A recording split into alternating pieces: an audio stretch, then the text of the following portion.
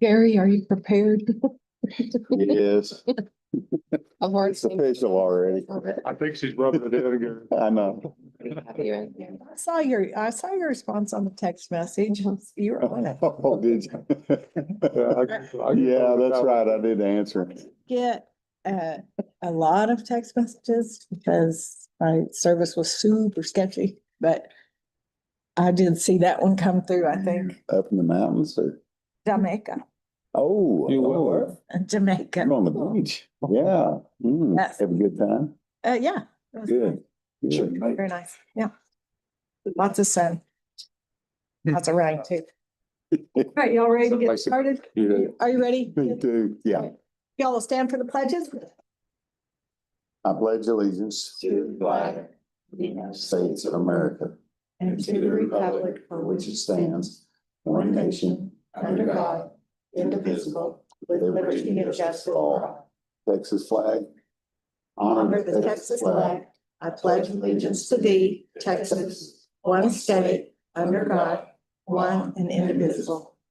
Let us pray. Lord, thank you for the rains we've had over the last few weeks. We are blessed to not have the large hail and the tornadoes so far. Thank you for the lessons you have given us and the lessons learned. As always, protect our employees, military, and first responders. Amen. Amen. Thank you. Mhm. Oh.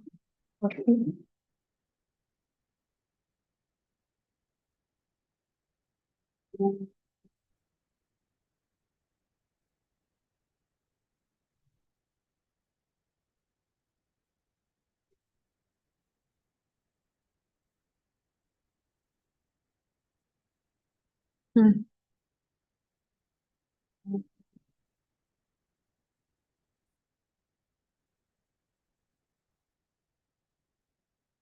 Jerry, where are you? Do you know what that's supposed to be on?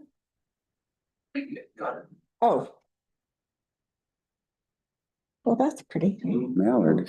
We'll figure it out. Okay. First item on the agenda, public comments. Did you put that up there? Yes. Any? There was none. No? Okay, great. We'll move on to the consent agenda. Anybody have anything on the consent agenda? There was one thing that needed to be added on item 4 was, we got a new cabinet over here, and so the old little shelf thing, we just need to destroy a bit. So I need to add that to the obsolete office equipment destruction. So anybody have anything else on the consent agenda? Or do I hear a motion? Move to approve the consent agenda with the added items. I'll second it. Okay, we have a motion and a second. Any further discussion? All in favor? All right, our Purdue Brandon representatives are supposed to be here today to give us an update on our collections, fines and fees, but I think they were in Moore County first, so they may be running a little behind. So we'll just come back to them after. Alan, do you have the TPC people online? Or a request to go down and look at participants on the bottom. Right there. Yeah. Light on? No. Oh, he's not. Okay. Amanda? Yes. Yeah, if you can let her in, that would be great. Because we're gonna move down to item 6, which is consider and or approve the memorandum of understanding regarding the diversion center activities with TPC and business associates agreement. And she said she would join us. Good morning. Good morning. Thank you for joining us. Of course, thank you for having me. And I don't know if you can see, Craig Jones is also here to present some info also. You probably can't see him because he's at the podium. Amanda. Good morning. So, yeah, let me just let y'all know what we're doing. Amanda's here, and if you have any questions, please see. So for a couple of years now, I guess, we've been in the process of trying to solve a problem that we've had in this county for a long time. low-level criminal offenders going to the jail. We don't really have the capacity or the manpower to deal with mental health issues. And so what happens is we have somebody come in for a criminal trespass, some low-level offense, and then I'm kind of stuck with the decision of, well, we've got a problem at the jail now. Do I dismiss what's a good case?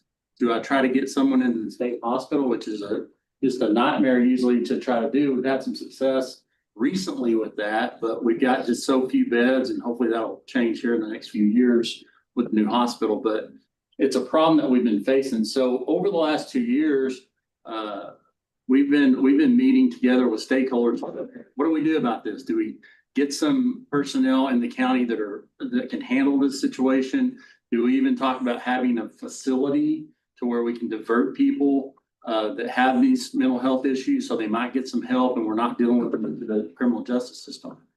During the process of doing that, we started to talk with TPC, and they have a facility in Amarillo called the Reset Center. And they already have a situation in Amarillo where law enforcement will bring these low-level offenders to them, turn them over. They don't go into the criminal justice system at that point, and they're able to be hopefully helped. It's a voluntary situation, but at least as long as they'll stay there and get help, they avoid criminal prosecution and hopefully get some help to maybe get on medication, whatever they need to kind of get on the right path. And so we've been talking to Judge Mosley, District Attorney Mark Snyder, Sheriff Langwell's been in these discussions, Chief Donnie Davis, talking with TPC over the last few weeks about the opportunity that we would have to send our people that are in the situation to the Reset Center. They would deal with them, and then hopefully that would have a good result. And so it's like we're in a situation where we have this problem. It's prevalent in our county. We really need to deal with it. You guys have probably heard it and are aware of that. And so I know the jail is and the sheriff's department is. So we see this as an opportunity where we can really kind of just take a chance on this, see if it works. If it doesn't, then we've got to go to plan B. The thing that I was concerned about is I don't want people just kind of taking advantage of this opportunity and kind of exploiting it. And we've had talks with law enforcement about the ways and procedures where I could be informed of who is doing this, how often is it happening? Because at some point, if they continue to go over there and maybe run in, get a bite and leave, and they do that 4 or 5 times, you may come to the point where you go, well, this is really not working for this person. So we need to go through the criminal justice system and handle it that way. But hopefully we have some of these people that will take advantage of it, and we'll see some good results out of it. So I would recommend that we do this memorandum of understanding. As I said, TPC is already doing this with Potter County. And so what will happen if this is approved is they'll come to our county and they'll train our law enforcement officers on kind of what the procedure is, what to look for. And then law enforcement will be able to make those decisions where they have these kind of offenses and they say, well, this person is a candidate for TPC. And then they've been really good. They're going to help with transportation. And so it's not going to put, our law enforcement or sheriff's office out, in that regard. And so I think just all around a good option for us at this point. I'd recommend approval. And if you have any questions for Amanda, or Amanda, if I've left anything out and you have any your 2 cents, go ahead. Yeah, I mean, I think you explained it perfectly where, our goal is to engage someone therapeutically. And sometimes they do, sometimes they don't. And so, by us being able to offer, meeting basic needs first, a nap, a snack, some shelter, and then hopefully that gives us an open door to then offer additional services. So we've had a lot of success with getting people emergency doctor visits, getting them in front of our providers same day, or within a couple of business days to get them access to medications, access to a case manager, access to just supplemental mental health treatment, whatever that might look like. And hoping to reduce that recidivism and to reduce some of those future encounters with law enforcement by engaging them in services. And it's been really successful so far. And I would add, you may have seen the proposed agreement, there's no cost to the county. So That's what I was gonna ask. So who covers the cost when it's doctor and medication and things like that, because that gets pretty costly pretty quick? We would enroll them into our services. And so we utilize a sliding scale. And so like if that individual doesn't have any income, they wouldn't owe anything. Because we're designed to take care of an indigent population. So if that person has insurance, it would be billed through like an insurance issue, but a lot of those services will likely come at little to no cost to that individual. And we also don't turn away individuals for non-payment. So that's something that we can work with someone on. Once we hand them over, they're not inmate. I mean, Right. they're not our deal. Right. So we don't have, it's in lieu of the criminal Right. charges. Yeah, it's a diversion. Mhm. It's just like we did a pretrial diversion, try to do that. Right. This has got some teeth and some health and, you know. It's got a positive path Right. to go instead of the costing us money. Yeah.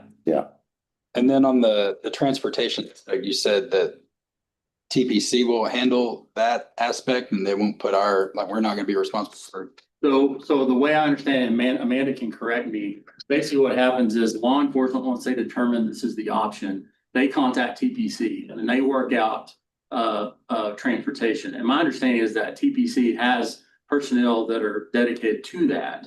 But you might add to that, Amanda. I don't know if that'll always be the case, but my understanding is that's usually the case. Yeah, so the agreement that we have with Amarillo Police Department is if they bring someone to us, we will get them back wherever it is that they need to go. So, you know, in that moment, it might be a discussion of availability and resources, but we do have a lot of staff who could be available to meet someone in Hutchinson County or in Borger, in Stinnett. Or we could utilize our crisis teams. A lot of y'all have access to Life Size, which is like on the iPad where we can do an assessment. And we can start treatment engaging with them that way and then meet them out there physically. So the transportation will be just a situational conversation on who's going to come meet that person.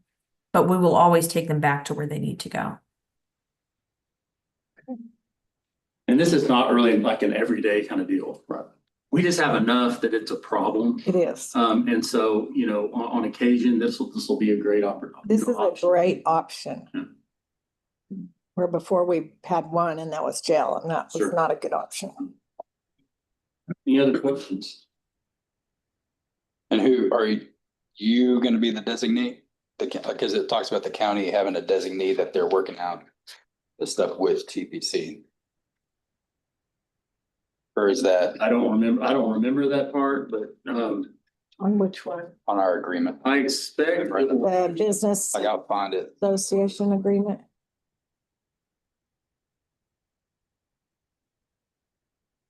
He's like Oh, that was in the business associate agreement.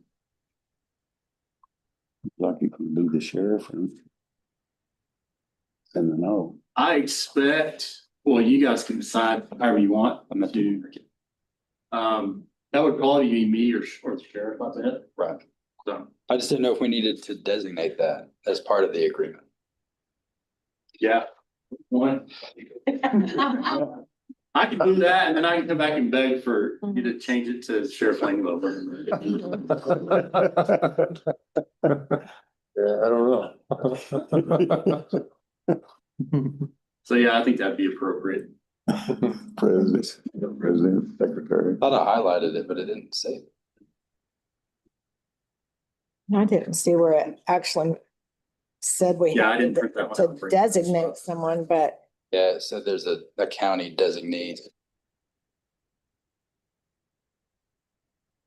So, yeah, if you want to prove it and maybe you can do that, it'd be. I need another job. Sure. Yeah, we all do. Sure, get it.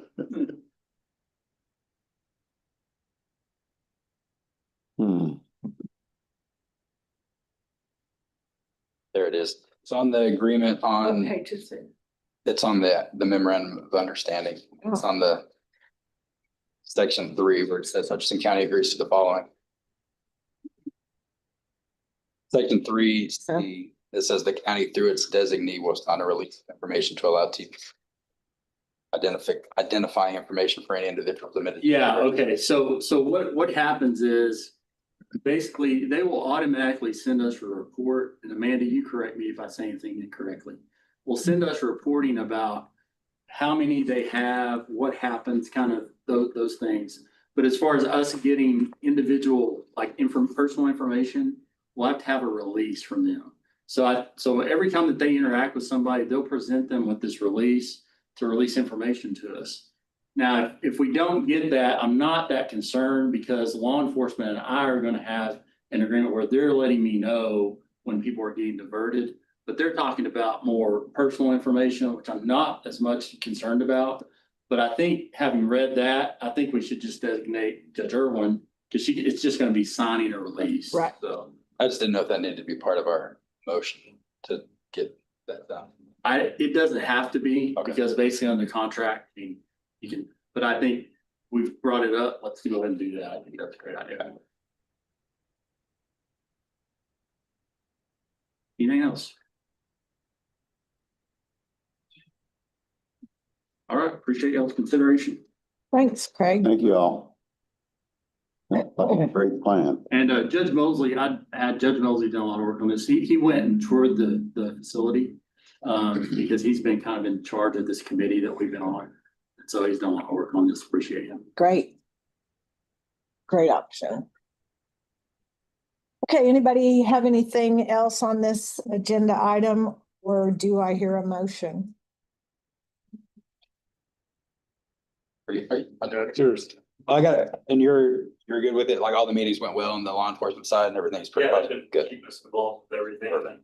The one thing you talked about is the training that we're gonna get, we have to provide to law enforcement officers and making sure we keep up with the criteria that it takes to get them into the program. But definitely willing to try this out. If we keep them out of the jail, doing actual help. For sure. So I'll make a motion, or well. Good, Yeah. sorry. Yeah, we're good. I'll make a motion to approve the MOU regarding the diversion center activities with TCP and the Business Associates Agreement and designate Judge Irwin as the designee. Okay, we have a motion and a second. Any further discussion? All in favor? Amanda, thank you for your input and for what y'all do. We appreciate it. Of course, thank y'all so much for partnering with us. Thank you. Okay, so we took care of item 6, but now we need to actually go into executive session on a couple of items. And which will be section 551.071 consultation with attorney. So this shouldn't take us too long if everyone just wants to have a seat in the hallway. Craig, would you like Jerry to stay for that first part? Sure. Okay.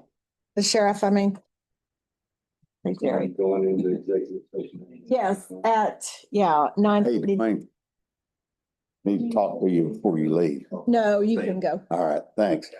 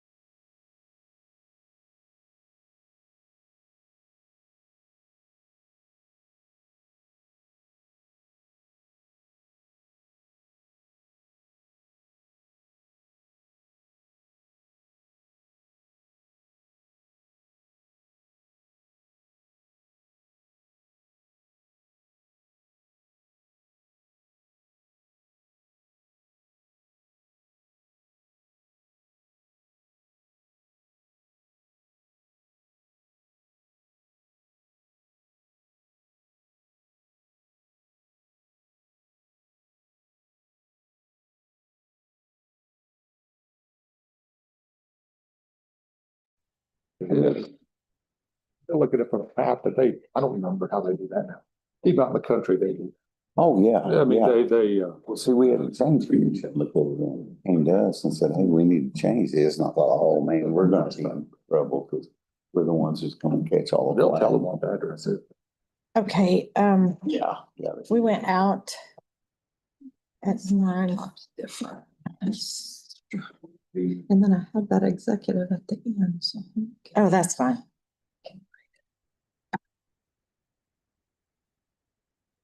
That's okay. Out at 9:49. Back in at 10:05. No action.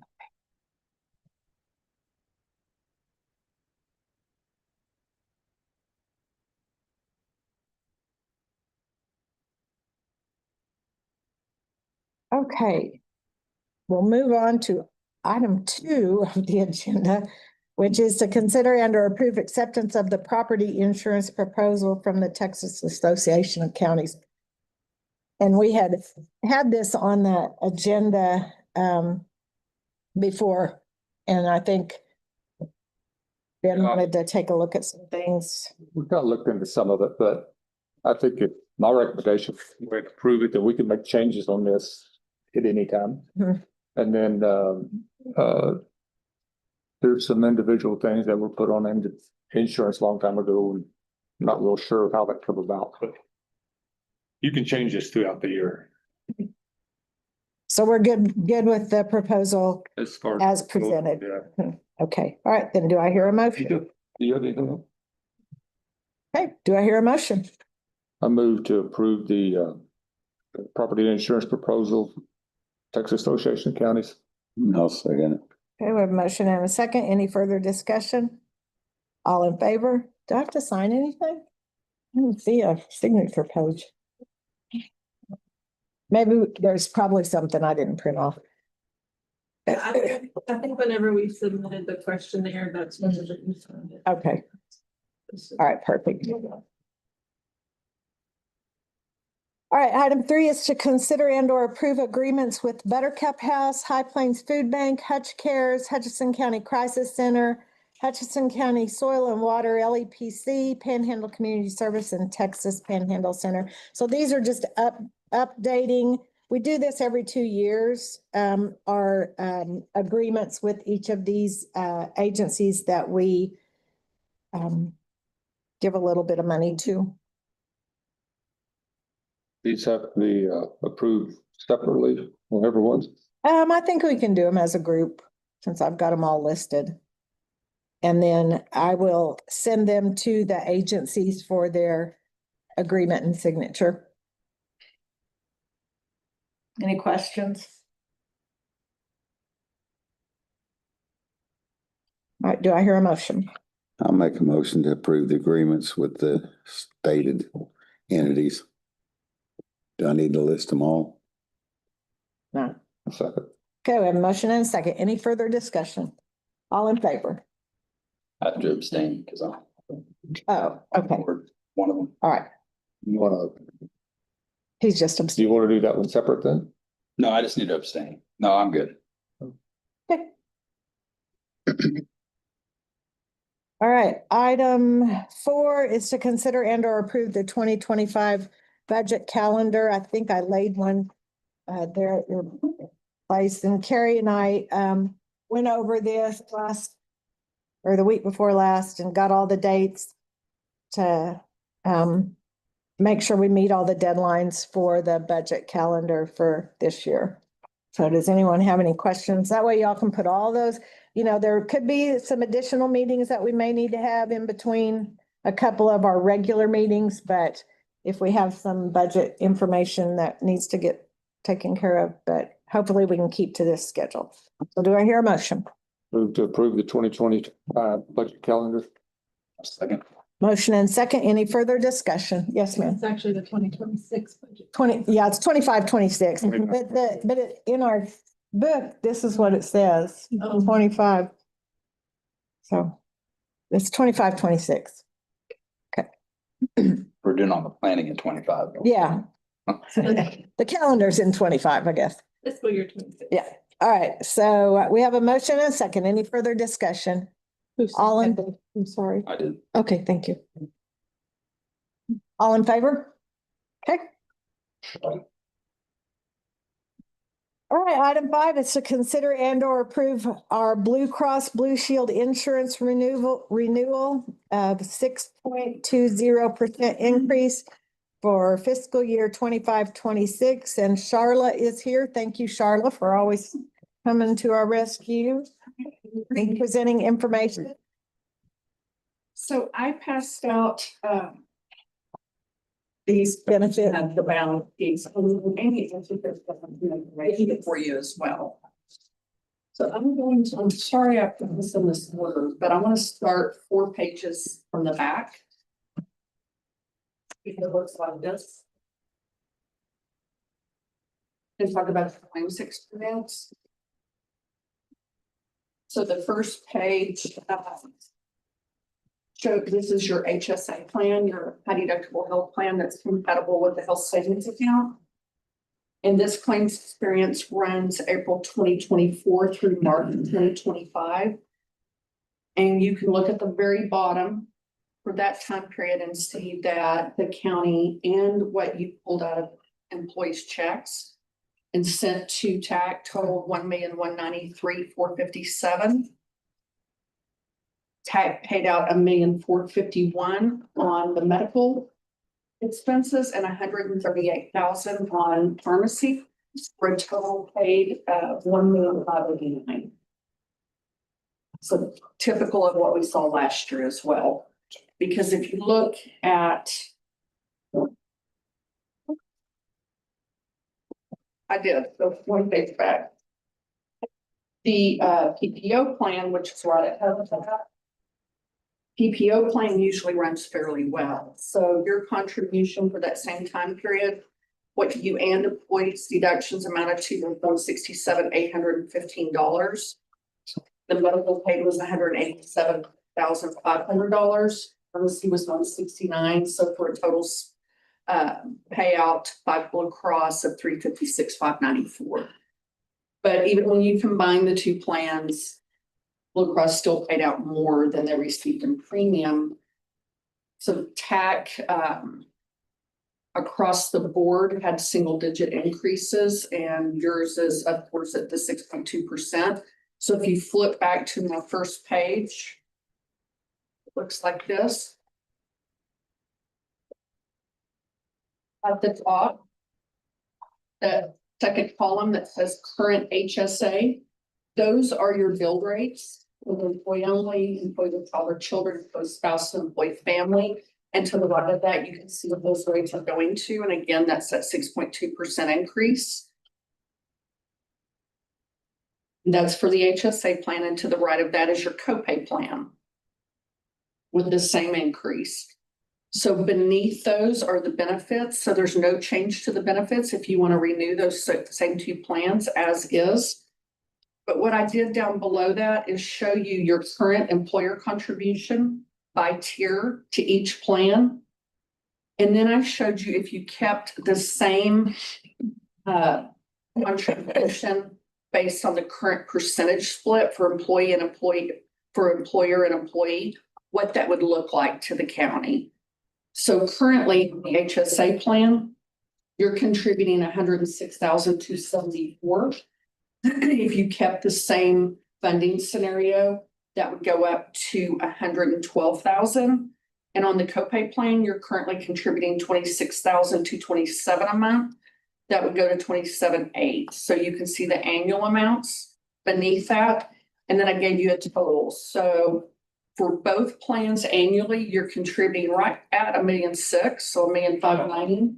It would go to $1,688,000 to keep that same funding scenario. And then with that, you can see how it would affect your employees' deductions. So on the HSA plan, you're not charging them anything. You're paying 100% of that cost. And then you can see the employee child rate would have a little bit of an increase going from 562 to 597. Spouse 1212 to 1287. And then your family 1739 to 1847. I did ask TAC if they offered any other HSA plans that had a higher deductible or maybe didn't have 100% coverage after the deductibles met to see if we could get the rate down by making some plan changes, and they don't. You're at the highest deductible they offer, and they don't have an 80-20 split after that. But I also asked them for a higher deductible on the copay plan, and if you'll look right in the middle, I gave you the enrollment by plan. The majority of your employees, all but 19, are on your high deductible health plan. So we have 19 employees that are on the copay plan, and none of them are covering dependents. Excuse me. So I had them run a quote or give me a quote for a $3,500 deductible where it's at $2,500 right now, still an 80-20 split. And then the out-of-pocket max beyond the deductible would be $4,650 instead of the $4,350, but all of the copays would stay the same. Drug copays would stay the same. And the cost of that plan would come down more in line with where the rate is currently before the increase. And I showed you two different contribution scenarios by you. So that first alternate plan, I showed you contributing exactly what you're currently contributing to the plan. And that gives employees a pretty big increase in their deduction and a higher deductible and out-of-pocket maximum. So I don't think that's a good idea. But to the right of that, I showed you you contributing, excuse me, at that increased amount. And it would actually bring their costs down over what they're currently paying, because right now they're paying $164.59. It would bring it down to $110.57. But that still gives you an increase in cost. So we could, if you're interested in upping the deductible on that plan, but again, we're only talking about 19 people, then we could do some different funding scenarios for that. But those 19 people are not the 19 costing the plan. Your high cost members are on the high deductible health plan.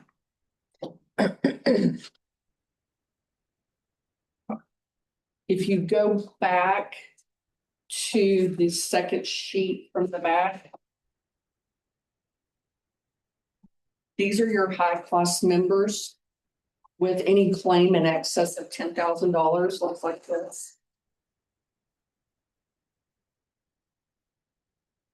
I'm sorry, what page? Second from the very back.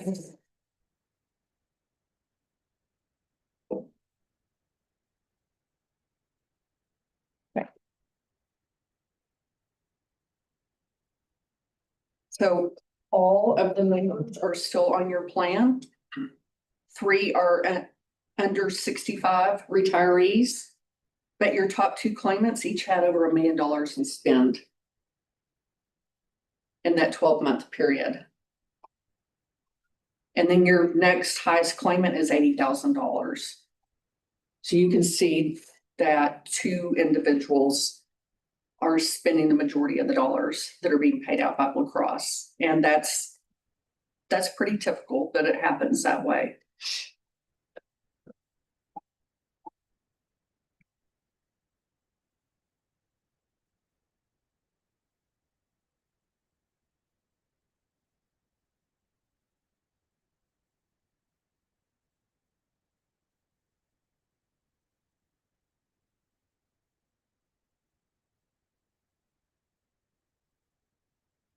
Any questions?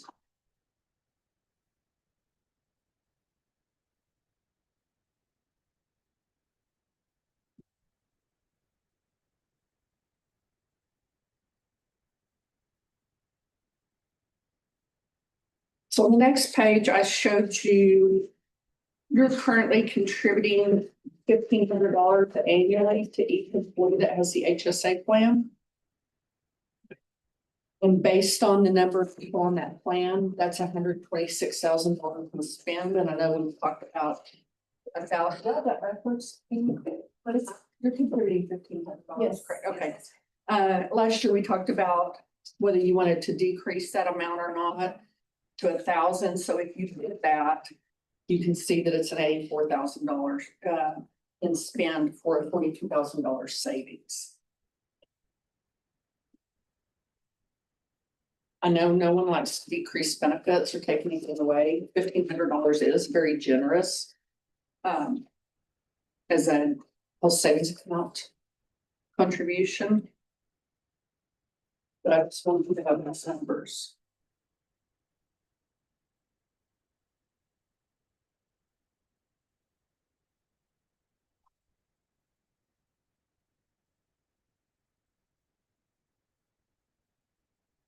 Any questions? Any viewers separately?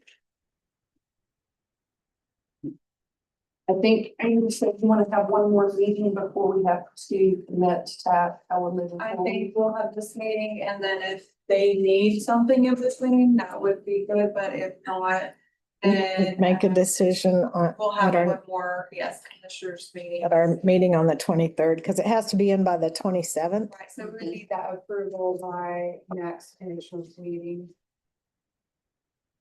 So behind that HSA contribution, the life insurance, remember that you're providing all active employees with a $10,000 life insurance policy. It doubles in the event of their death due to an accident, pays out $20,000.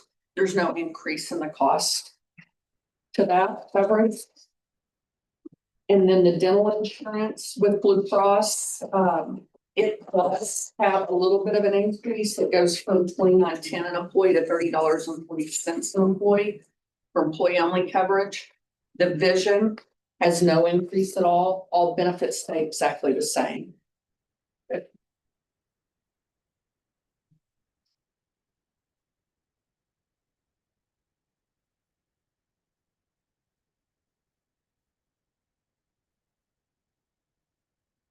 I appreciate your time. If you want to see anything different or different contribution levels, if you'll let Amy know, I'll be glad to lay that out for you.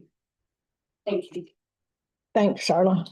Thank you. Do y'all have any just thoughts right off your head that you want Charlotte to give us some different numbers on, or you think we've got everything we need to ponder on it and then make a decision by next meeting? And if y'all have any like special numbers or something that you want to see, then you can get with me and I'll have Amy holler at Charlotte. Do you have anything to add, Amy? I gave them some everything there. Yes. I emailed everything. Yeah. Those. No, unless y'all have questions.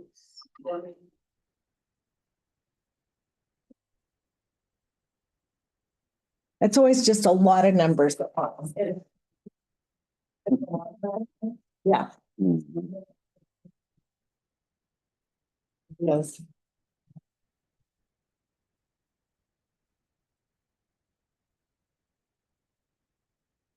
And just as a reminder for anybody that's listening, Charlotte did go out for bids last year. I think we've done that the last couple of years.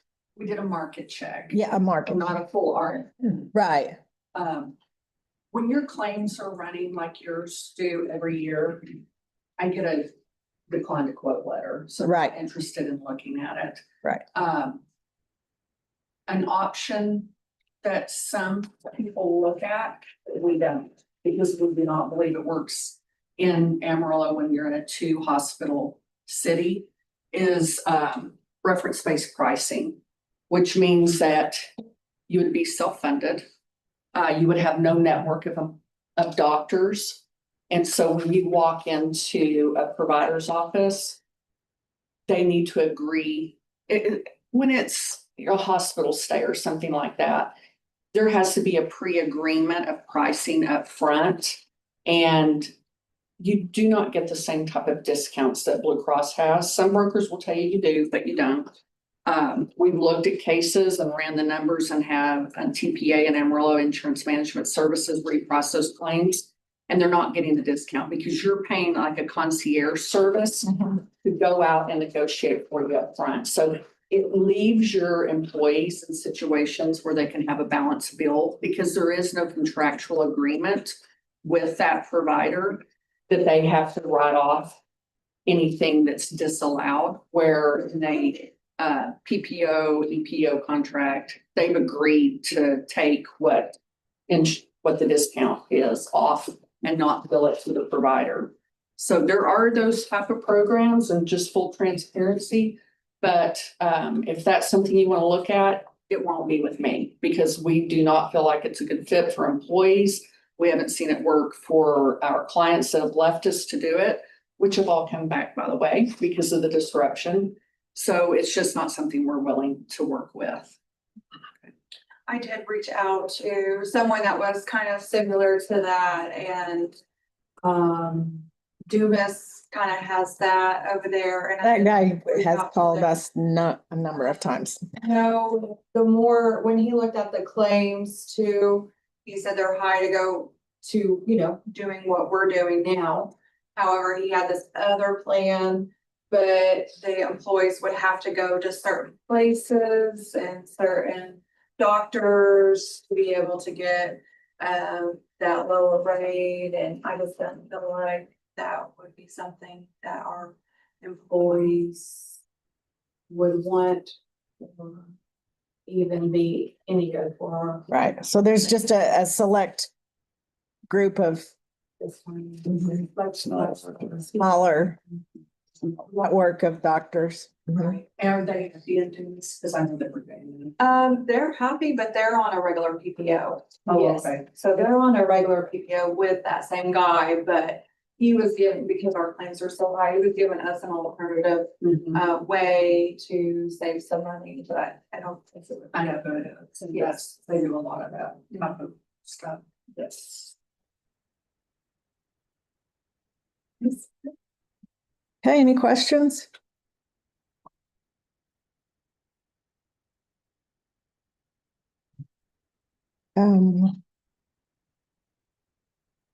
Anything that anyone can think of that they want more information or just want to look at it for a little bit?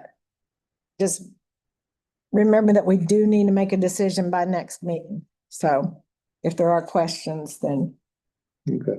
we can get those to Amy. And she can talk to Charlotte.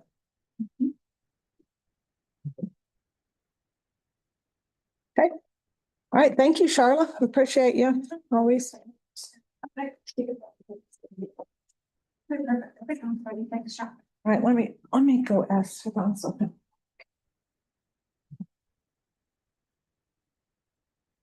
Thank you. Thank you.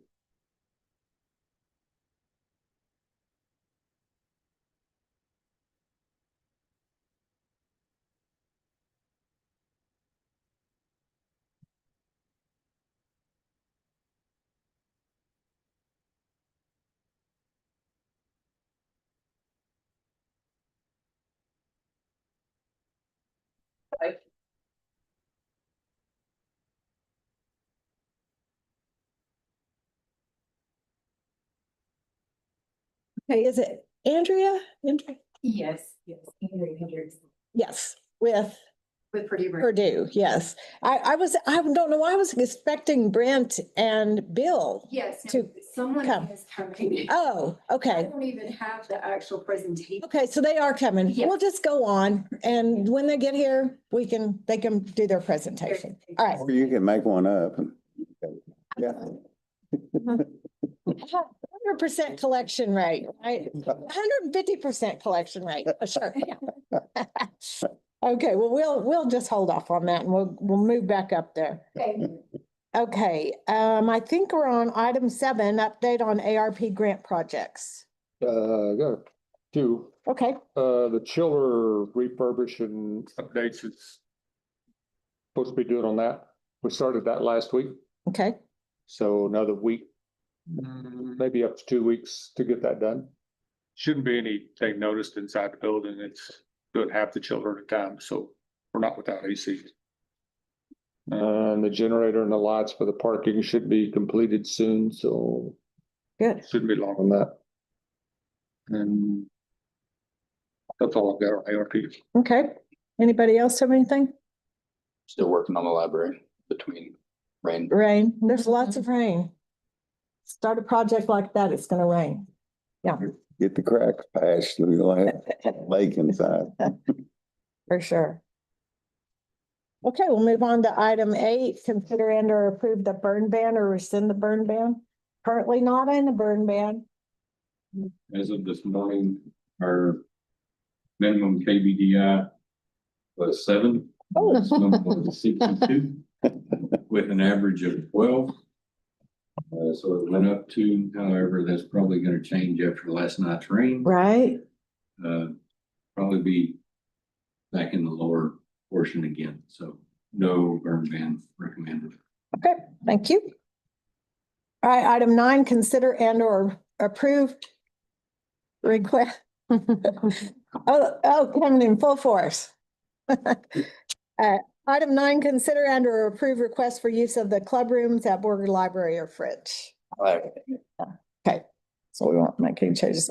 All right, we'll then go back up to our first item on the agenda, which I had said they're probably gonna be running late because y'all were in Dumas. Is it right? Yes, ma'am. Okay, all right. So we have our Purdue Brandon crew here to give us some information on collections, fines, and fees. Y'all know Brent, I'd make them wait. Troy, Blake, Newton, You know, Alicia? Alicia, Andrea. Yes. Did I Okay. get everybody? Yeah. I said Troy, right? Okay. Yeah. So thank y'all for being here. Thank you all for allowing us to give a report. Basically, I apologize for being late. It took a little longer and more than. Did y'all swim over? Planned on. Huh? Did y'all swim, or row your boat over? Yeah, I was driving and I'd hate to speed. Oh, I know. It's my fault. Yeah, planning on, it was bad planning on that, them letting me drive. But basically, we want to tell you, we've had the opportunity, I've been with Purdue Brandon, everybody knows me here for about 45 years. And we've had a relationship with this county for over 30 years, and we appreciate the opportunity to work for you, the relationship that I have, the firm has with everybody on this court. And you've allowed us to collect your delinquent taxes. You've allowed us to collect your delinquent fine and fees. And I'm gonna steal some of Blake's thunder and let you know that everything we do for y'all is free. If we don't collect, we don't get paid. And I enjoy eating occasionally and having a roof over my head. And so we don't have any of that unless we work hard and collect. You're very fortunate in the fact that you have a hardworking tax collector whose staff is very diligent in getting us the information we have. And you also have 2 JPs and staff that work very hard. I'm going to turn it over to Blake. He's going to give you your tax collection report, and then I'll talk to you about your fine and fee report. Awesome. Thanks. Morning. Hey, Blake. How are y'all? Great. Pretty good. So I will let you know, my driver's license expired yesterday. Oh, did you get a new picture? Yeah. We won't recognize you. That's why you weren't driving. That is exactly why I wasn't. Well, as Brent said, I'm Blake Newton. Yeah. One of the partners in our office, and Bill Pinkham could not be here today because, as you guys know, when every county in the Panhandle schedules the commissioners court at the same time, sometimes we get pulled different directions. So he got sent off to Hemphill this morning. But Bill is your attorney in charge of it. I help with the minerals and as I need on the backup with things, monitoring the accounts, things like that. Andrea is our associate in charge of the county. So she's becoming more of the day-to-day contact for you guys. And then Alicia handles all the bankruptcies and appraisal district stuff for y'all. So we also have, as you know, Brent here and Troy Siegler. For those who you haven't met, he's going to be more of our local contact in the area now because Brent keeps moving more and more nationwide on us. And so we're losing him in the office a little bit. But what we like to do, and I'm sure you guys have heard this before, so I will try to go through this as quick as possible, especially since you've been waiting on us for what, an hour and a half now? We don't mind waiting. So every year your appraisal district goes through and starts appraising all your properties starting on January 1st. Obviously they can't get to every property in the county immediately, but so it takes a couple months or so. But once that's done, it gets sent out, all the values get set, they get sent over to you guys so you can set your budget. Once your budget's set, then Carrie and the tax office will send out tax notices to the taxpayers around October of every year. One of the things we always like to stress is the second those tax bills go out is that's when the taxes due. Because they go delinquent on February 1st. They're not due by January 31st, then you're delinquent by one day. They're due the second those bills go out, and then they're delinquent on February 1st. Because at that point, penalty and interest starts to accrue. You guys have already at this point set your budgets back in August or so of the previous year. And so you've been looking for this money and needing the money to run the county. So 6% penalty gets applied on February 1st, and then 1% every month after that till it caps out at 12% in July. And then there's a 1% interest every month until that is paid. And that's just, if you guys needed the money and had to go out and get a bank loan or something for it, that's a way of hopefully defraying any costs that you guys have so that you can continue to run the county. In May, collection notices are sent out by the tax office that just said, hey, by July 1st, if you still have not paid, it gets turned over to the tax office and they start working on it. Collection penalty gets applied. As Brent said, you guys don't pay us a dime. Everything comes out of that collection penalty. So those few taxpayers, delinquent taxpayers who are not paying you guys on time, they're relying on, they're the ones who have to foot the bill for what we do. On July 1st, it gets turned over for us for collections, and we really stress and really try hard not to sell properties unless it's a last case scenario. We have the power to foreclose on someone's house if we need to and get it sold and get the taxes paid, but it doesn't do anybody good at the end of the day if the county owns the entire property. So our goal is to get you guys the money that you needed for your budget and get it to you as quick as possible. So to that extent, we don't file tax suits right off the bat. We send out a couple rounds of letters and we make phone calls. Big thing with the phone calls is we're not a debt collection type of calling group. We call from 8:30 to 5. And once we get contact, we call it quits. We say, hey, you got a tax due, please go in and pay it. If they say, I'm going to be in there next week, we'll ask if we can follow up. But otherwise, the main goal of the phone call is just to make a point of contact. You know, we found over the many, many years that Brent's been working for you guys that the more points of contact we have, the better, the more likely they are to pay. A lot pay off the first letter, a lot pay off the first time we get a phone call to them. If it goes down to it, a lot will start to pay when the sheriff goes out to serve for the lawsuit. A lot pay once we take the judgment. And Karen, I'm gonna put you on the spot. You know roughly how many accounts you guys get every year in delinquents? Probably 2,000, somewhere in that range. So we're talking 1,000, 2,000 every year, and then we probably sell 5, 6, 10 maybe at the most every year. It gets down. It's a very downwards pyramid slope. We start up with a huge base, and by the time we actually get down to it and selling those properties, we're at a very, very small number. And that's just because one thing we always like to stress, we have a great working relationship with Carrie and her tax office. I mean, they do an amazing job, and we couldn't do what we do without their help. And so a lot of what we do when they come in, if they contact Carrie, the tax office, they contact us, they can do payment plans. If they're over 65 or disabled, they can do deferrals where they don't have to pay until they pass away or they move. And that's, you know, like I said, the goal in all this is to keep the properties with the taxpayers. So there's a lot that we can do between July 1st and those accounts get turned over and then the end goal or the end process of foreclosure in the middle there to help these people stay where they need to be. The next page is, we are always a doom and gloom when we come in and talk to you about delinquent taxes and how much is still due and how much people owe you. We always like to stress, you know, Carrie and her group, they collected 97% of the 24 tax year for you before we even got to We were look at it. close on our percentage. We had y'all at 150%. Just meant, hey, there you go. And the great thing about this is this is only your base tax. By the time it gets turned over to us and gets penalty interest added onto it, you're going to be well over your $100,000 budget because of all those extra fees and everything that we can collect. So, but we always do like to stress when we come and we talk about this is a huge account we're working on. It in the grand scheme of things, your tax office is already rocking and rolling. So we'll hit the next page and show you the delinquents. We like to go back about 4 years because that's typically the amount of time that a really drawn out lawsuit is going to take. Anything longer than that is going to be a deferral, or if it's something, one of the great parts about being in this part of the world is either the state could still own the property or great-great-grandpa still owns it. And we're 5 generations in trying to figure out how many people we have to serve on this property. So we'll have some that go longer than the 4 years. But mainly this 4 years is about the time where we have exhausted pretty much all of our remedies. And the last little bits is going to be things that went to bankruptcy or businesses that went out. The kind of the good and the bad of being in the oil field with you guys is it is very cyclical. And so if we've got a big company that comes in and goes out of business, they're gonna owe you a bunch of money we can't collect on. But at the same time, when we get those paid, you'll have very, very good years. So as you can see from the way that your delinquents have gone up and down in the last 4 years, this is not a reflection on the tax office or anybody at all. This is a reflection on just with the oil businesses going up and down. You may have a lot of delinquents one year and then very few the next year.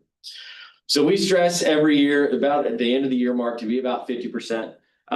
Because at the end of that first year mark, we've gotten contacts with a lot of people who are going to pay right off the bat, and the rest are going to be payment plans and then lawsuits that run out. And so those can typically take a couple of years. So by the end of it, we try to sit around the 80–85% range for delinquents collection wise. But we can collect on these accounts for up to 20 years. Like I said, about 4 years is how long it takes to do. But if we ever need to keep hunting these people down for 20 years to do it. Like Brent said again, we like to get paid. We like to eat on these things. So we will continue to work these accounts as long as we can. Over the last 4 years, so as it says on there, $1.2 million we've collected in just base tax turnover for you guys. So not counting the at least 25% penalty and interest that gets attached when we get onto it. So going to the next page, this is a breakdown of where all your accounts are in our tax system.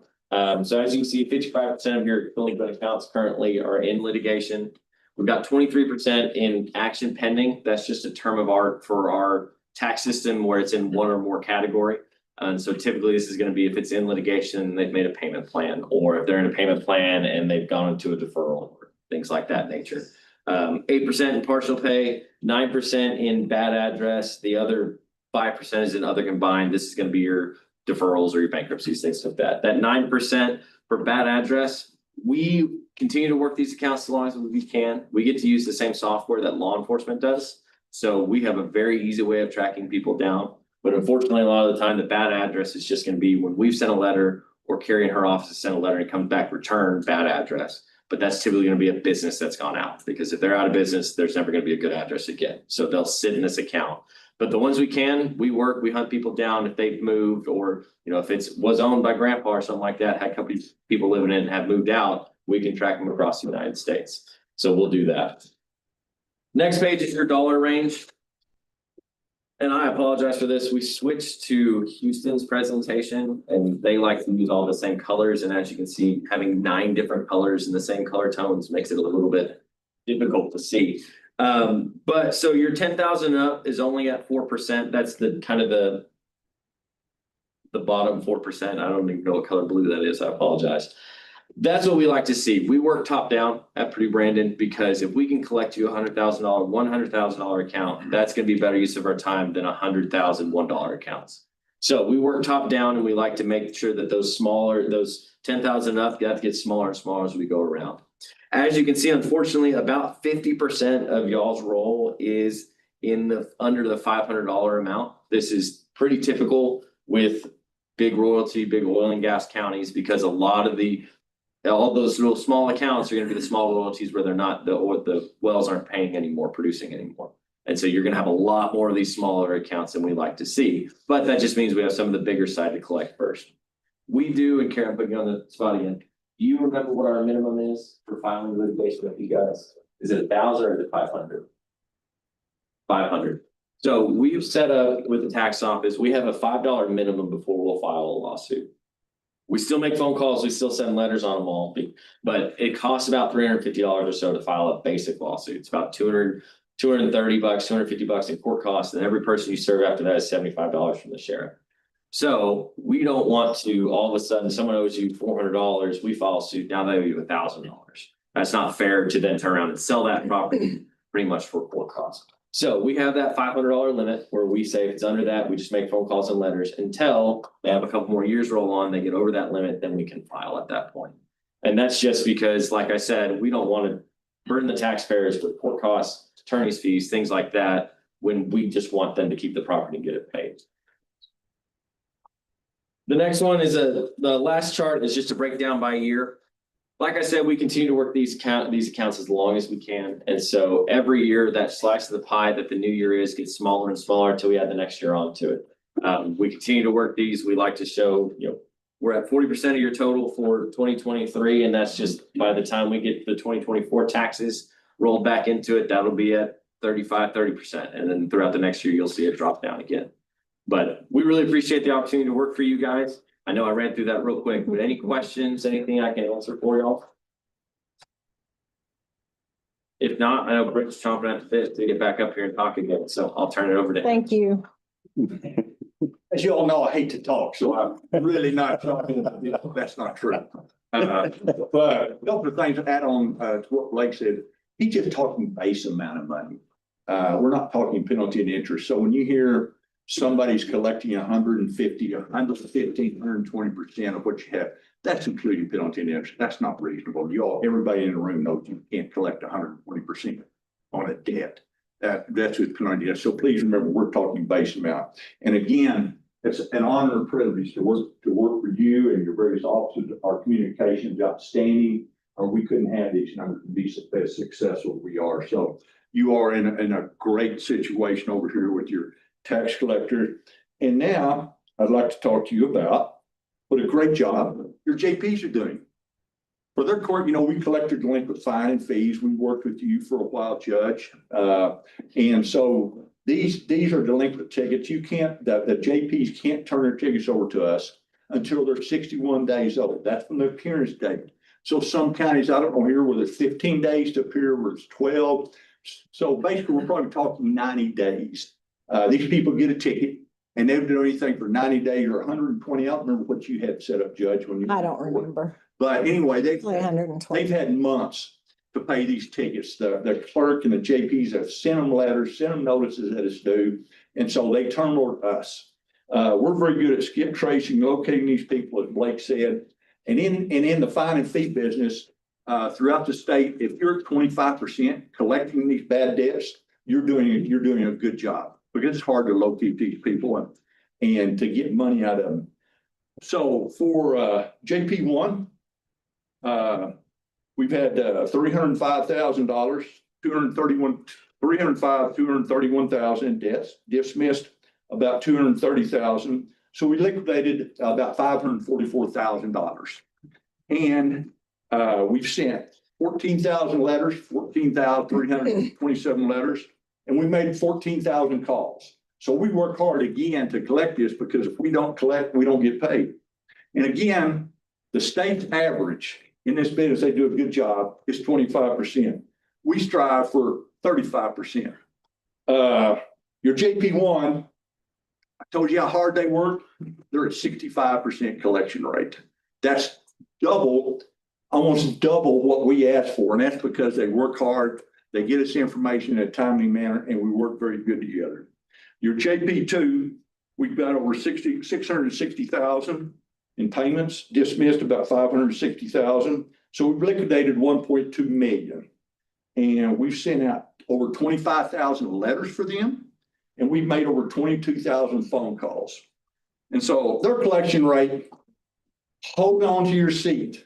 This is unbelievable. And I've checked it, and I've checked it, and I've checked it. Their collection rate is 83.3%.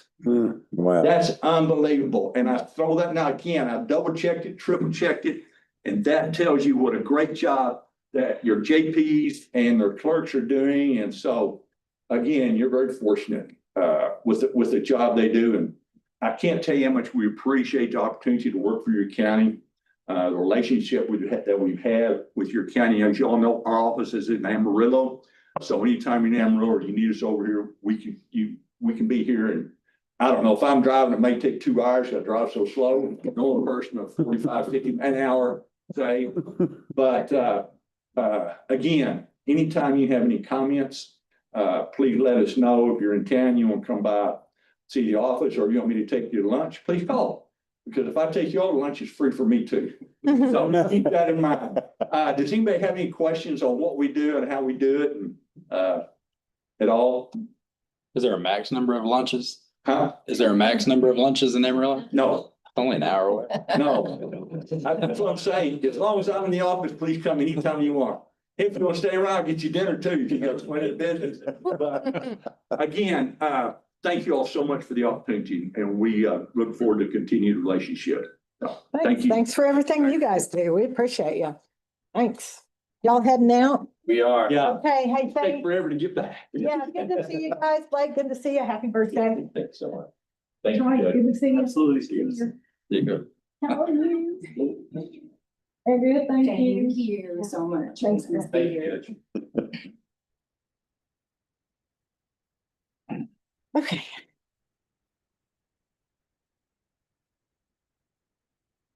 Okay, we are on item 10, consider and or approve line item changes, transfers and or budget amendments.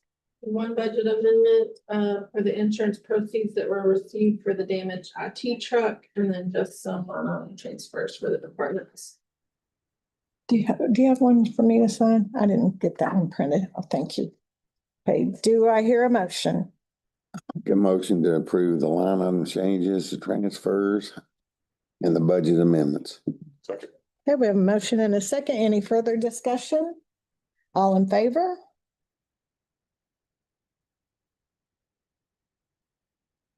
Item 11, consider and or approve advertising, opening, accepting or awarding bids.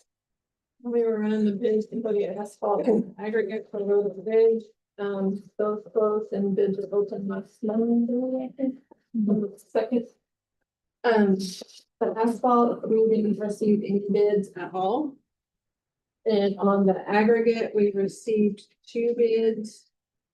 One was from Big Creek Sand and Gravel for the grade B4.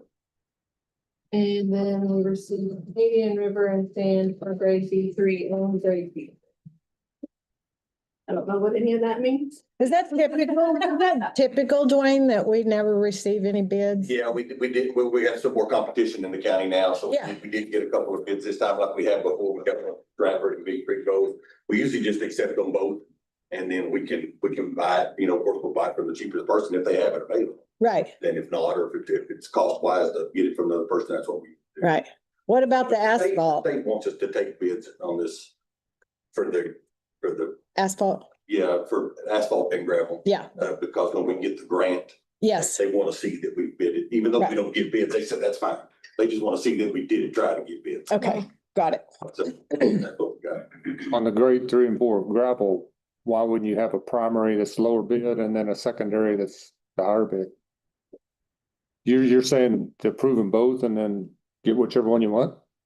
I'm saying we usually approve them both. That way, if I'm gonna get it from the cheapest place and they can't supply it, then I have access to get it at the other place. So I agree, but why would we have a primary, get it there if they're cheaper? that's what we'll do. I think that's what he's saying, that we're always gonna go with the cheaper one if they have it The available. only thing that would affect is availability, or sometimes there's like $1 or $2 difference. And you can truck it from going to Fritz with it. I can get it this place a lot cheaper than $2. Right. This other place. Taking all that into consideration. They'll always go with the lowest amount.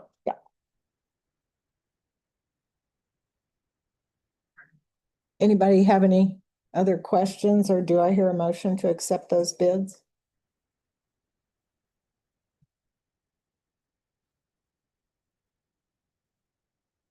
Sorry, I was. Looking. Finish looking at it. Want to make sure I didn't write anything down. Do I hear a motion? So, yeah, I'm confused on when we just approve accepting both the bids. Is that what you're saying? Like we don't? That's In the past, when we've approved the bids, like we accept it. And if we accept both of them, man, that's a no bid. If you Yeah. accept them both. I don't. One is I don't- like $42 a ton and the other one's like, That's $10 a ton difference.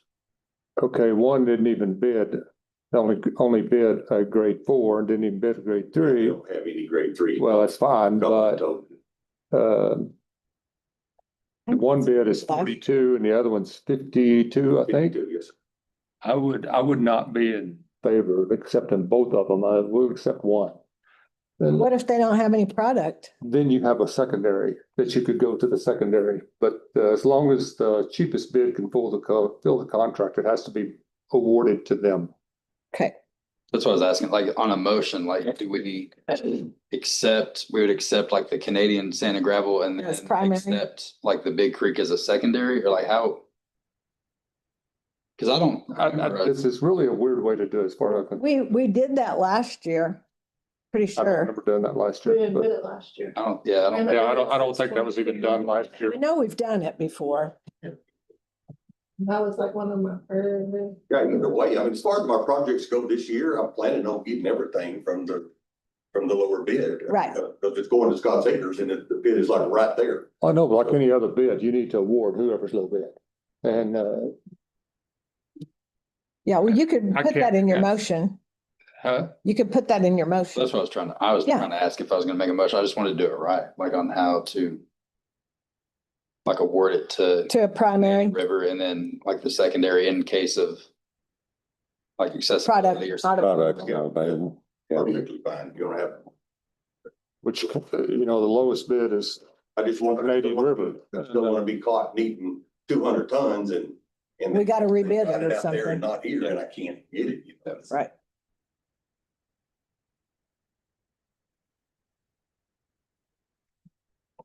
Well, yeah, but you do these ahead of time. I mean, Try to, I guess. you make sure you have material ready long before you need it. That's the way it can be run at the gravel pit.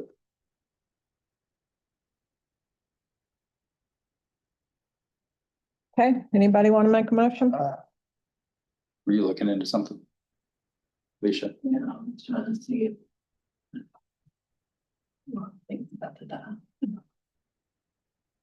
The only way I could do it is, you know, the low bid should get the bid. And then, Oh, I agree. Yeah, I think we all agree. We just wanna, then just wanna word it right. if it can't be done for some reason, you can come back to court or do whatever you want, but low bid should get the bid. Why can you just say due to product unavailability, go to the second bidder? On your motion. I think we're all saying the same thing, cause he was saying primary, secondary. You have a primary. Well, anyway, I just didn't wanna cut her off if there was something. We needed to do. I see what you're saying, David. What were you looking for, Alicia? how many bids do we do? We have a primary and a secondary. You don't. Okay, You award it or you don't award it.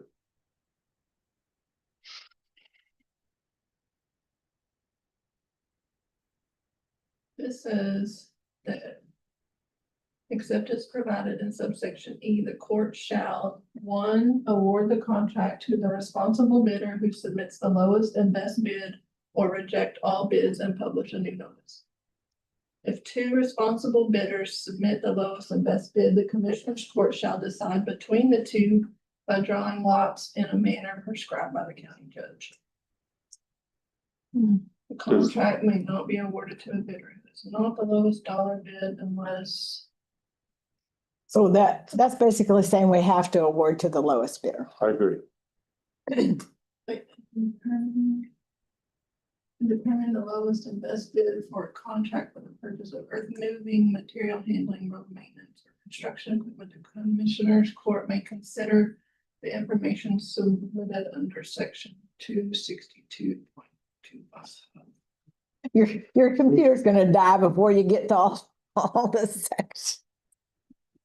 May consider pickup and delivery locations of the bidders and the costs to the county of delivering or hauling the material to be purchased. The commissioner's court may award contracts for the purchase of road construction material to more than one bidder if each of the selected bidders submits the lowest and best bid for a particular location or type of material. So I think that's what we took into consideration prior. So on Before. Big Creek, they didn't say anything about a delivery fee. Nope. And Canadian did. Yeah, we pick up our own material. It's all bid FOB. Oh, okay. That's So we it. don't have it delivered at all anyway, so that's not a The consideration. $10 was just if needed. It's Right. not part of it. So we just have to consider the fuel that it would take to go from Big Creek to wherever, or Yeah. Canadian to wherever. Well, we're not hiring delivery, so But we still have to pay for it. We're having to. We have to go get that's it. just a normal operation for own trucks. That's Right. just like anything It's else. still a cost that should be considered. But, I don't know how far apart the two places are. well, it's just a few miles difference, right? A little bit further to, Big Creek's, When border fridge. yeah. oh, okay, I was thinking it was out there on Dollars is down. Crutch. Oh, okay, Canadians down at the Clinton Bridge. yeah, Just So it's half a dozen, one or the other, basically. yeah, not much difference. Well, depends where you're going. True. All right, you guys got enough information, or does anyone want to make a motion?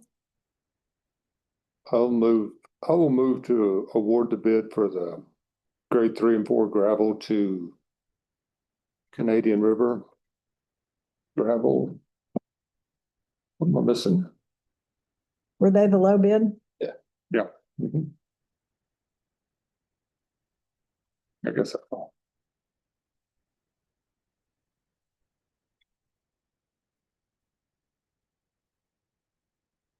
Okay. Are you done? Yeah. It seemed like there's something missing there, but yeah, I'm done. Okay, so just to Canadian River. Canadian River Gravel. Okay. Do I hear a second? I'll second it. Okay, we have a motion and a second to award the bid to the Canadian River Sand and Gravel or whatever they're called. Yeah. All in favor? Any opposed? Okay. Hopefully you can get everything you need from them. Oh, yeah, I bet I can. All right, thanks, Dwayne. All right, item 12, consider and or approve donations to Hutchinson County. Nancy? We were gifted a $200 memorial from Phyllis and Scott Steger. The donation is in memory of Donald Glenn Stevens. He was born and raised in Borger. He passed away February 9th. He was an avid reader, so they thought this would be a good way to honor his memory. Huh. So we'll put a little memorial plate on, in front of or inside each book that we purchase with some $200. Okay, thank you. Do I hear a motion to accept that donation? Make a Motion, to approve that donation. I'll second it. Motion and second. Any further discussion? All in favor? Okay, Nancy, can you send me a copy of that? Sure. And then I'll get the budget amendment put that on your book line. Okay, thank you. any other donations? Okay, all right, item 13, discussion of county judges and commissioners precinct daily operations. We're having a little bit of trouble with the IT room over at the annex. We're gonna try to get it fixed pretty quick. Oh, what's wrong with the, Well, the air conditioner's not working oh, like it should be, so you gotta keep those, yeah, all those machines cool. So I'm gonna call them today and they'll have to, Richard to get in, because that door's locked. Okay. So, and then you can tell them what it's done.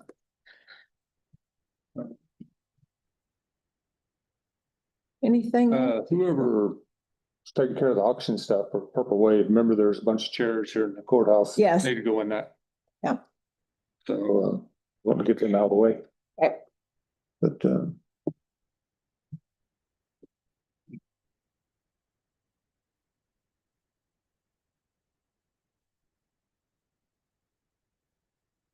Anything else? Anybody got anything?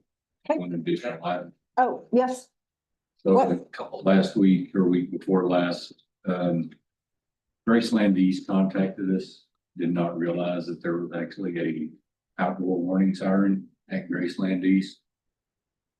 There was, it's an old one and it was theirs. I've gotten them in touch with, OmniWarn, see about putting it together. They went to sound their siren yesterday and it did not activate. uh-oh, They've actually got a bid and we're asking if there was any way for the county to assist with the bid that they received. He sent me the quote, so like, what do they want us to help them financially? I believe so. How much was the quote? I mean, why was that not included in all of our? Because they own it privately. Yeah, if we get into that bit. Okay, yeah, no, probably we're gonna be not, dealing with A lot yeah. of people in the country.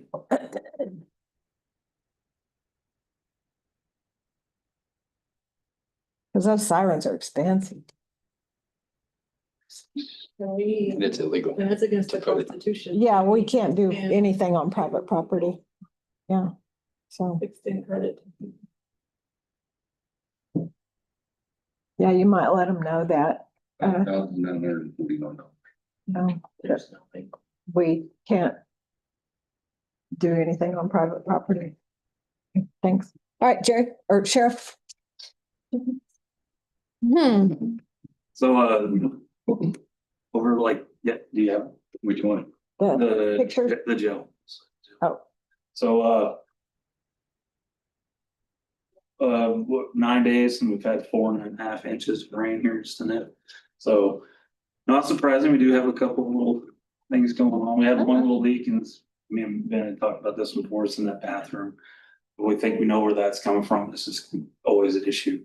This one, on the other hand, it's something we've been monitoring, and 4.5 inches of rain. That definitely gave us a location of where it was coming from. So this is between a E tank going out to the rec yard. The water's coming under the wall. And when it does that, definitely weakens the structure a little bit. The last thing you want is weak walls in a jail. But did document it, and so we're looking at maybe some options in the future of what we can do. And but I wanted just to pass them along. This is one of the things we're kind of dealing with right now. This is the one in the bathroom that I said it's kind of been like that for a while, but it's getting in through. It looks like a vent area. Why do we always have that problem? We just can't get those roofing people to get that fixed, can't? This isn't really a roof. Yeah, I don't think it's the ceiling of This is not the roofing materials. This is the, we talked about this one time, there's some vents up there on the roof that are open to the side. And anytime you get a high wind out of that, it blows it right in them vents. Okay, I got you. And I think the only way to solve, maybe not all those, but a couple of those is we'll have to go in and replace the vents Oh, okay. to stop the wind from blowing. It does it with snow too. And we had, I think it was West Texas. They came out and looked at it and they said, you're gonna have to replace that and then put a different type of vent. Put a canopy on there because if it's out the right direction, it'll blow on by. Otherwise, it'll blow right into it and there's nothing to stop it. Right. But 4.5 inches of rain, I'm very surprised. This is the only issue we have. So far it's working I on. think here, Eddie was the one that got up there last and sealed some places that don't know if we got them, but he sealed some. So far on the roof. So far, so good. And don't expect it to run underneath the wall. So that was Yeah. the issue. Yeah. You think that's coming out of the rec yard? I think it's coming under the wall of the rec yard. And then the next one, I don't know if you've heard, last night during the rain, we had a deputy that was responding to a vehicle accident. And he hydroplaned, lost control of the vehicle and ended up in a ravine. Oh, my goodness. Sure did. The deputy did get transported to the hospital. He was treated for lacerations to the head and some shoulder arm injuries. So, but he's okay. He's at home. He's doing all right. Got some staples and he's okay. So obviously didn't make it on this commissioner's, but on next commissioner's court, getting everything to leash him and get that on the agenda for insurance. But I knew it was gonna be a topic, so I wanted to. Glad he's throw it out. okay. Yeah, I was too, up at the hospital for quite a while last night, making sure he was good. Got him home. Yeah, keep checking. But just want to pass that along. Okay, thank you. Some trees, didn't he? Okay, anything else on precinct daily operations? Okay, let's move on to item 14, consider and or approve sale of struck off tax properties or tax deeds. We have a few. I think, let's see, we have a couple that came from Carrie's office. One of them is located at 530 Allen Avenue in Stinnett. Submitting an offer of 2,500 has been made by Rachel Donis. Taxes haven't been paid since 2005. Were struck off in 2023 and appraised at 58,390. Can you pull that up with your map? 530. 530 Allen. It's, I got a couple pictures with this too. Not the clearest. It's abandoned house. And it, 530 Allen. there's abandoned building in the backyard and it's pretty bad shape.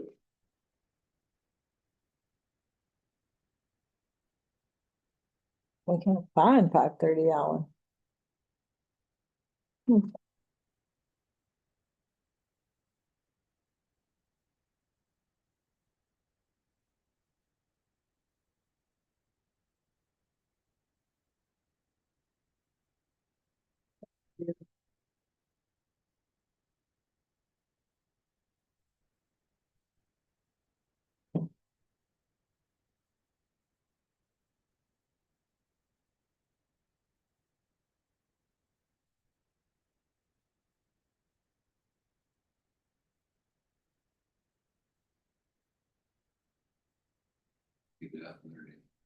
On the corner. That's 530. It's on the corner of Sixth and Yeah. Allen. Yes. Right there. That's should be. I don't know if you get a street view or not, but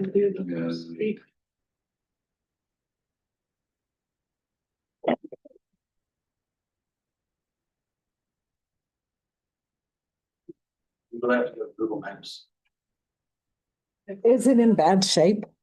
it's in very bad shape. A lot of windows missing and it's been abandoned for quite some time.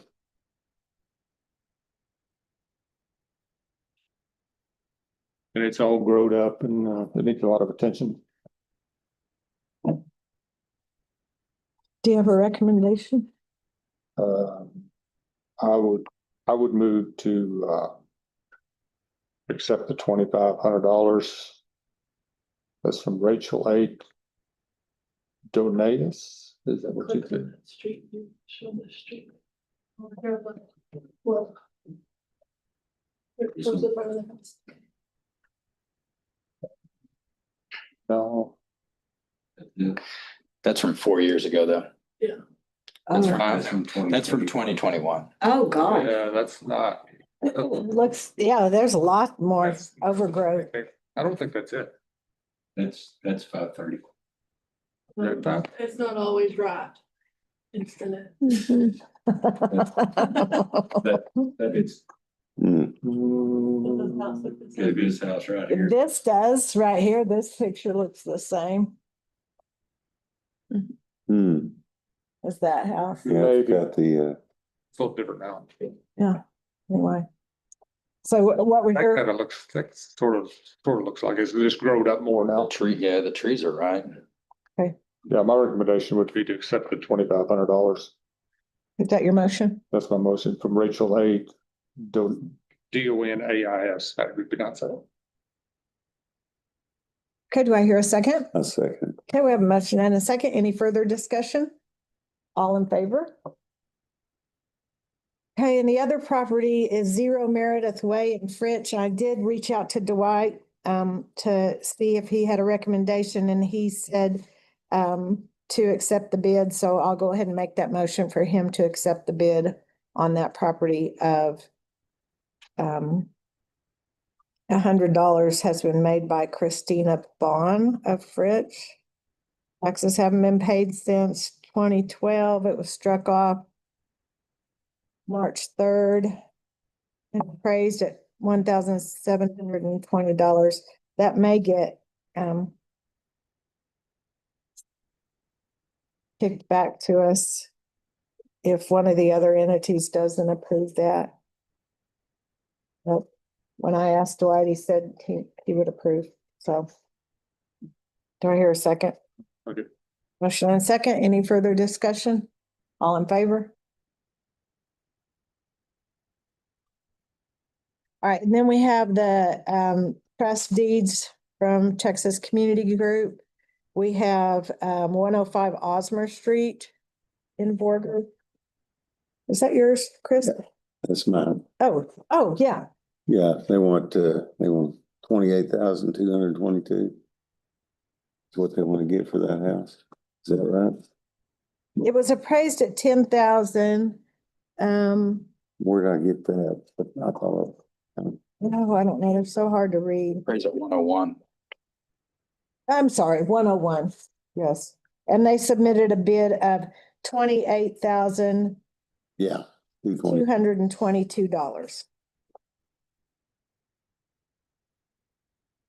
So do you have a recommendation? Yeah, I'd say that's okay with me. Okay, is that your motion? Yeah. Motion to accept? Okay. Okay, do I hear a second? Second. Okay, a motion and a second. Any further discussion on that property? All in favor? Okay. Next property is located at 414 North McGee. That appraisal value is $1,000 and they are offering 800. So if you want to do all those together, it's this buyer Uh-huh. and they're doing That several lots. Maria Longoria.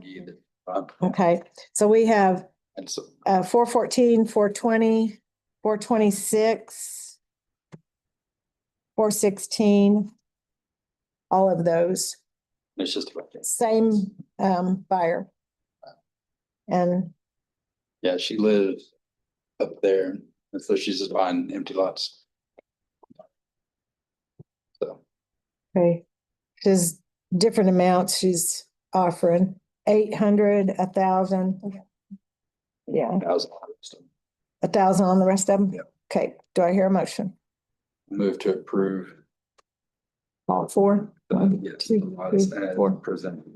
Okay, do I hear a second? I'll second it. Motion and second, any further discussion? Looked like they had houses there at one time because they got steps going up. Yeah, the foundation, foundation? no, it's I said foundations messed me up. Mobile home? Retaining walls up there on the west side of the properties, right to the street on several of them, but yeah, it's just little. I'm seeing steps going up like there was a The mobile home. home there or something.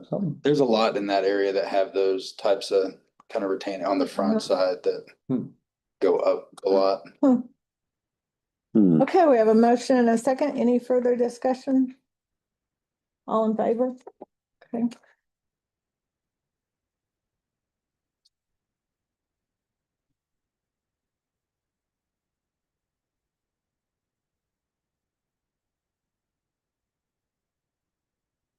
Okay, item 15 is our budget workshop.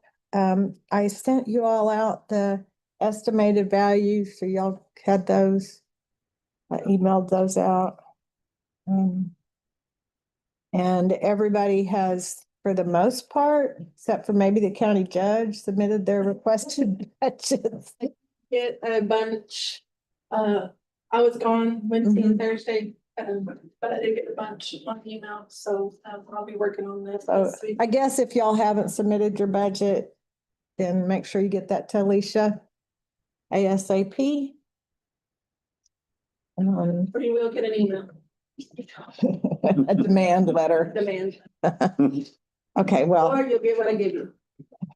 oh yeah, same budget. I promise I'm getting mine to you.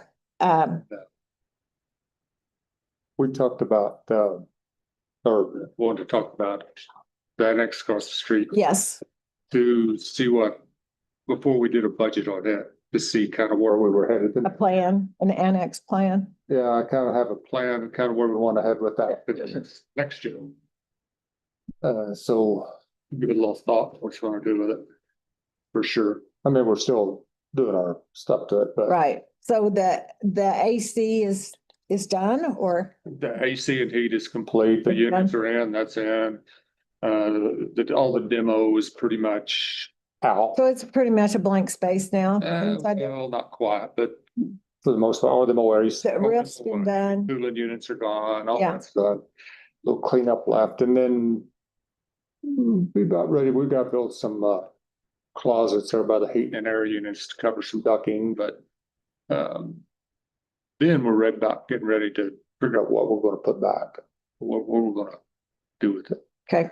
And then we need to have that discussion kind of what we want to do with it, for sure. Before we continue with putting stuff in. Mm-hmm. The flooring hasn't been done. We're not ready for flooring. That's on the ARP project, but that's not started yet. Right. It's not ready to do flooring.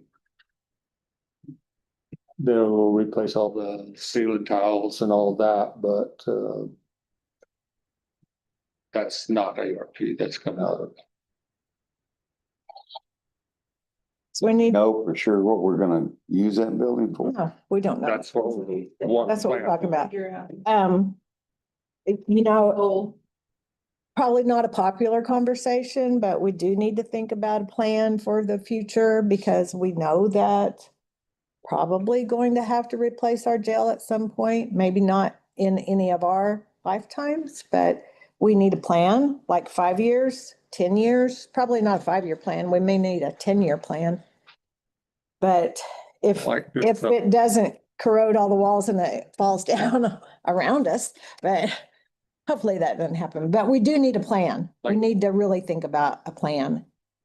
Like this building that's there, I wouldn't, what do you think about not overspending on it? Because Absolutely. I mean, if it was good and usable for whatever, for 10 20 years. years or whatever it may Mhm. be, but there's always a chance that lot could be used for something else. So Right. Don't want to get too carried away.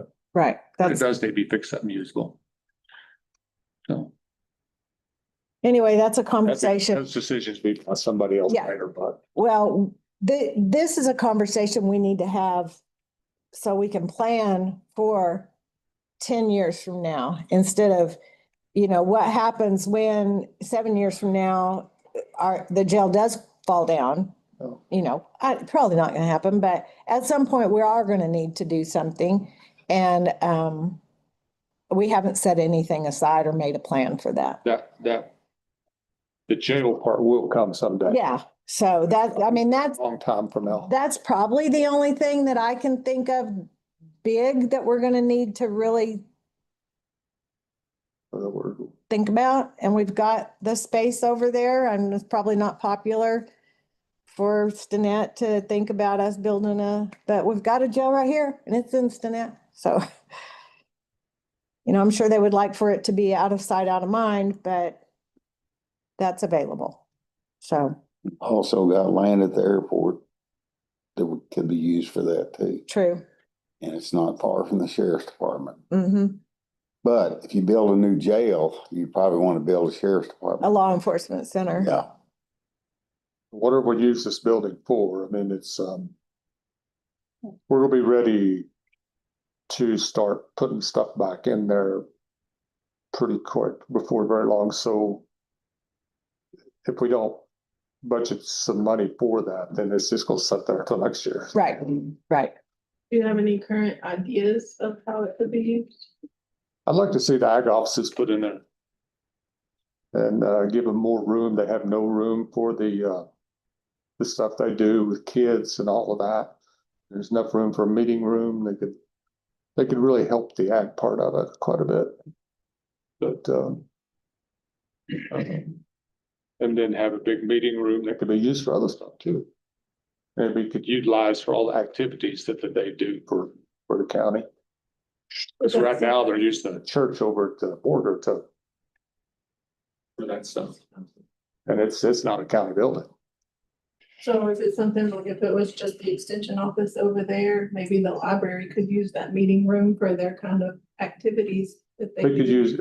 Like their summer reading activities? Yeah. I don't think you'd have enough room to put the library in there with it, but the meeting room, yes. I mean, just for them to use Yeah. the meeting room And you could instead use of the- out in the hallway or. So almost like It's kind of like Room. half of that building could be for offices and half of it could be for a meeting room. And then you could use it for any kind of meeting. I don't care if it's meetings that we have here in the courtroom sometimes that really doesn't fit a courtroom. We could have meetings over there. Mhm. Have a place for a meeting. safety meeting. Whatever. You could use it for anything, and then you could do the activities that they're doing over border now that they're just, So what do you think that, to get them, say the extension moved over there, because they're gonna need a kitchen? Mhm. The plumbing is in the floor there now where the kitchen could be, so I mean, it's just, I think if we're gonna go that route, we need to get some, general contractor and kind of get some ideas. Because we'd have to completely redo those bathrooms too. The bathrooms are not compliant, but there is enough room there for the bathrooms. There's an old office there that could be turned into a bathroom, and the bathrooms where they are. Mhm. Then you could make it compliant, but it's gonna be compliant. It takes some remodel work. We can get some ideas and see what it's gonna cost. Okay, Maybe. It has to be handicap accessible, building new ones. You basically split the building in half. That's kind of what I was thinking anyway, because that's the reason air conditioning heat is put in the way it is. right. One unit does one half, the other unit does the other half. You don't have to heat and cool the whole building. And have you talked to Rochelle about any of Yep. this? She's on board? It's a great idea. Okay, Yep. We had that discussion and she'd love that idea. okay, Then we don't know who's replacing Hannah yet, so right. I don't know if they've even, I think they're on a hiring freeze. I don't know when that'll ever happen. Yeah, I don't know either. Okay, well, I think that's worth at least looking into, especially, because we've got to get some budget numbers put in there, so, We don't do something, we're gonna be at a standstill here pretty quick. yeah. And I am also getting some, getting bids to do the seal coating we still need to do. We're done with paving, but we're gonna seal it. So, but we're doing that out of our budget. That's Right. this year's budget. Okay.